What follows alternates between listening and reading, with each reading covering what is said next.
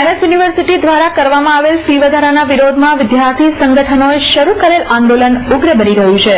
MS university द्वारा करायेला फी वधारानो विरोध उग्र बनी रह्यो छे।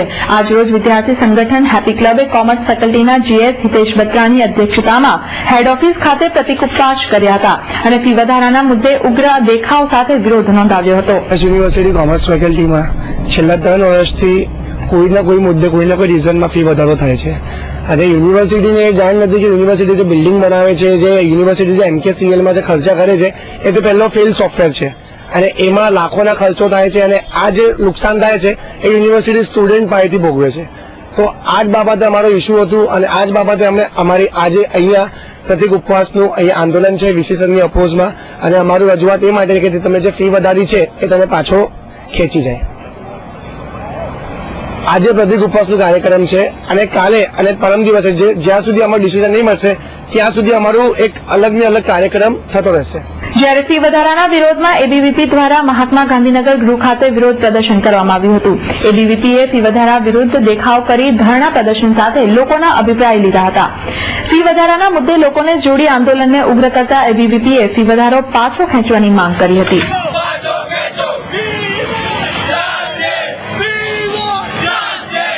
યુનિવર્સિટીની અંદર છેલ્લા 3 વર્ષથી ફી વધારાનો ઇસ્યુ ચાલી રહ્યો છે।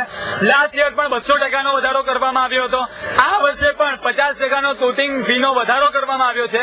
એટલા માટે પરમ દિવસે એબીવીપીના જોડે વિદ્યાર્થીઓએ ચાન્સેલર મેડમ, વીસી સાહેબ અને સિન્ડિકેટ મેમ્બર્સને રજૂઆત કરી હતી અને પોતાની 4 ડિમાન્ડ મૂકી હતી।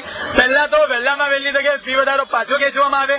બીજું કે સ્કોલરશીપની સિસ્ટમ એમએસ યુનિવર્સિટીની અંદર છે તે સ્કોલરશીપના ફોર્મ ઓનલાઈન દરેક વિદ્યાર્થીને ફ્રીમાં આપવામાં આવે। ત્રીજું, સ્કોલરશીપની મર્યાદા 2 લાખથી વધારીને 3.5 લાખ કરવામાં આવે કે જે 3.5 લાખ કરતા જે ફેમિલીની ઓછી ઇન્કમ હોય એ દરેક ફેમિલીને ફ્રીમાં એજ્યુકેશન આપવામાં આવે। ચોથું, એમએસ યુનિવર્સિટીની અંદર ઘણા બધા સેલ્ફ ફાઇનાન્સ કોર્સીસ ચાલે છે જેની ફીસ 50,000 લાખ 1.25 લાખ જેટલી છે। તો સેલ્ફ ફાઇનાન્સ કોર્સમાં પણ આ સ્કોલરશીપની સિસ્ટમ લાગુ કરવામાં આવે એટલા માટે અમે રજૂઆત કરી હતી વીસી સાહેબને, ચાન્સેલર મેડમને। આજ રોજ ગાંધીનગર ગૃહ ખાતે અમે પબ્લિક ઓપિનિયનનું આયોજન કર્યું છે કે પબ્લિક ઓપિનિયન દ્વારા અમે જાણવા માંગીએ છીએ કે શું પબ્લિક વડોદરા વાસીઓ પણ એબીવીપીની આ 4 માંગણીઓ સાથે સહેમત છે।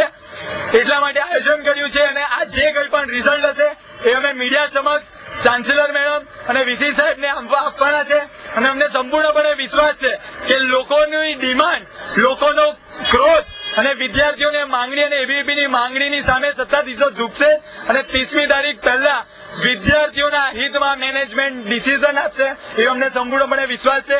જો અમારી વિરુદ્ધમાં ડિસિઝન આપશે તો 30 તારીખ પછી એબીવીપી દ્વારા ઉગ્રમાં ઉગ્ર આંદોલન કરવામાં આવશે। ફીસ વધારો થયો છે એના માટે પબ્લિક પણ શું વિચારે છે, વિદ્યાર્થીઓ સામાન્ય જે મધ્યમ વર્ગ છે જે આ ફી અફોર્ડ નથી કરી શકતા તો એ પણ શું વિચારે છે એના માટે પબ્લિક ઓપિનિયન રહી રહ્યા છે અને આ પબ્લિક ઓપિનિયન પણ અમને ખૂબ પોઝિટિવ રીતે મળી રહ્યા છે। તો એ જે બી નિર્ણય આવશે, જે અમારી પાસેના જે પબ્લિક ઓપિનિયન ભેગા થશે એ બધા અમે ચાન્સેલર મેડમ અને વાઇસ ચાન્સેલર સાહેબને પણ આપીશું જેથી મેનેજમેન્ટને ખબર પડે અને આ વહેલામાં વહેલી તકે ફી વધારો પાછો ખેંચાય। બીજી તરફ ડેરીડેન સર્કલ ખાતે રેવોલ્યુશન સ્ટુડન્ટ્સ યુનિયન તથા યુવા શક્તિ ગ્રુપે ફી વધારાનો આશ્ચર્યજનક રીતે વિરોધ કર્યો હતો। વિદ્યાર્થીઓએ ફી વધારાના વિરોધમાં ફી ભેગી કરવા ભીખ માંગવાનો પ્રતિકાત્મક કાર્યક્રમ કર્યો હતો। ભીખ માંગવાના પ્રતિકાત્મક વિરોધ સાથે વિદ્યાર્થીઓએ ફી વધારાના નિર્ણયને સત્તાધીશો પાછો ખેંચે તેવી માંગ પણ ઉચ્ચારી હતી।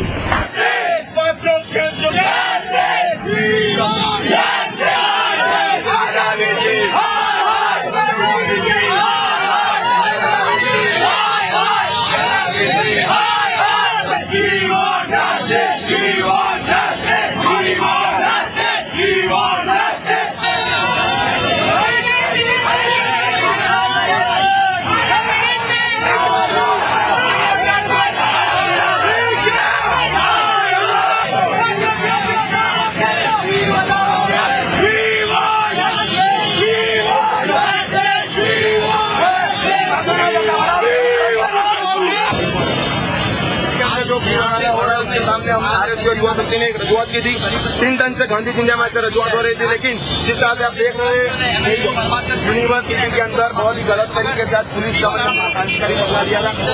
बहुत ही गलत